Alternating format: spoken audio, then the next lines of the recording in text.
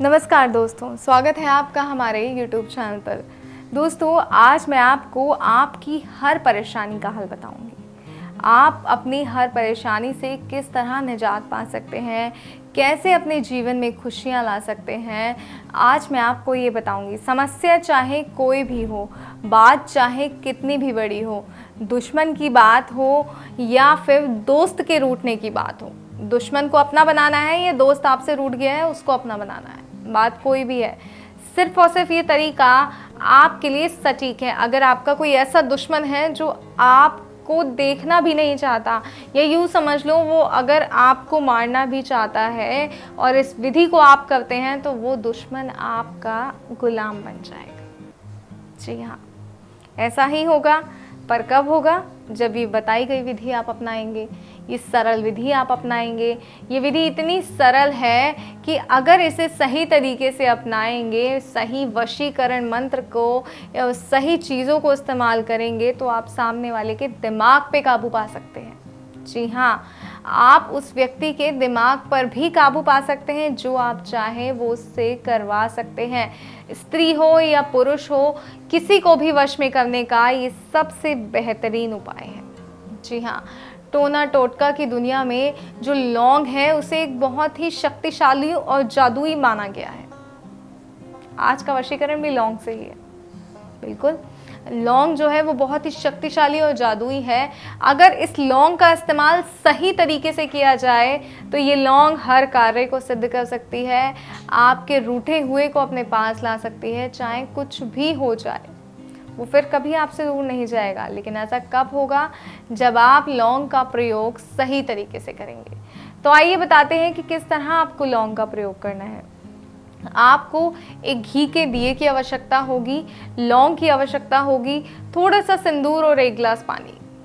बस जी, इतनी ही सामग्री आपको चाहिए। और इतनी ही सामग्री के माध्यम से आप जो आपसे दूर गया है उसे वापस ला सकते हैं। अपने दुश्मन को चंद मिनटों में अपना दोस्त बना सकते हैं। आइए कैसे, बताती हूँ मैं आपको। आपको सुबह 3 बजे उठना है, नहा धोकर साफ कपड़े पहनने हैं। 4:30 बजे तो आपको अपने पूजा के स्थान पर बैठ जाना है और आपको एक दिया जलाना है घी का भगवान के आगे। उसके बाद आपको अपने हाथ में 3 लौंग लेनी है, इस तरीके से। ये देखिए, इस तरीके से आपको ये 3 लौंग अपने हाथ में लेनी है और इस 3 लौंग को आपको सिंदूर में डुबो देना है।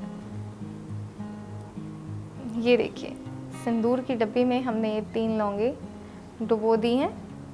अब ये सिंदूर की डब्बी में लौंगे जो रखी हैं हमने, अब इसे आपको ये 1 गिलास पानी में भी डालना है। इस बात का भी खास तौर पे ध्यान रखिएगा। ये देखिए, ये 2 लौंगे और ये तीसरी लौंग हमने इस तरीके से 1 गिलास पानी में डाल दी है। इसमें 1 गिलास पानी में ये डालकर जो आपने दिया जलाया है, उस दिए को आप सामने रखें, माता रानी के, भगवान के आगे दिया जलाएं। और ये गिलास में जो 3 लौंगे डाली हैं, सिंदूर लगी, इसको रखिए और एक मंत्र का जाप करना है आपको 11 बार। और ये विधि आपको 3 शुक्रवार में संपन्न करनी है। बस पहले शुक्रवार जब आप दिया जलाएंगे और ये जो लौंग है ये इसमें पानी में डालेंगे, सिंदूर लगी हुई, और इसको सामने रखेंगे, तो एक शुक्रवार ये लौंग सिद्ध होगी। जी हाँ, आपको पहले शुक्रवार ये लौंग सिद्ध करनी है और इसके लिए आपको मंत्र का 11 बार जाप करना है। और आइए मैं बताती हूँ आपको वो मंत्र क्या है जो इस लौंग को शक्तिशाली बना देगा।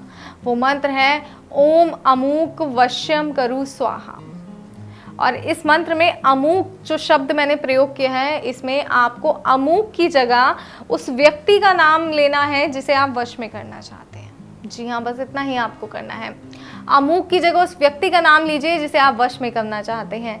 जैसे ही आप ये करते हैं, उस व्यक्ति का नाम लेते हैं, उसके साथ ये मंत्र जो है ताकतवर हो जाता है, क्योंकि इसमें उस व्यक्ति का नाम आ गया, एक मंत्र की शक्ति, दूसरा उस व्यक्ति का नाम आ गया, तो ये मंत्र जो है बहुत ही शक्तिशाली बन जाएगा और आपकी जो 3 लौंग हैं उन्हें बहुत ज़्यादा आपको ताकतवर बना देगा। उसके बाद अगले शुक्रवार भी आपने मंत्र का 11 बार जाप करना है इसी तरीके से। और तीसरे शुक्रवार तीसरे शुक्रवार आपको इस विधि को अंजाम देना है। तीसरे शुक्रवार आप इस विधि को करना क्या है, आपने ये तीनों लौंग ले जाकर, ये ग्लास में जो पानी है ये ले जाकर आपको ये पीसनी है। सबसे पहले तो लौंग, पानी आपको अलग करना है, लौंग जो है वो पीसनी है, और पीस कर आप या तो उस व्यक्ति के खाने में इसको मिला दीजिए या फिर जहाँ वो जाते हैं, जहाँ वो रहते हैं उसके आसपास इसे गिरा दीजिए। और ये जो ग्लास पानी है ये आप किसी भी पेड़ या पौधे पे चढ़ा सकते हैं।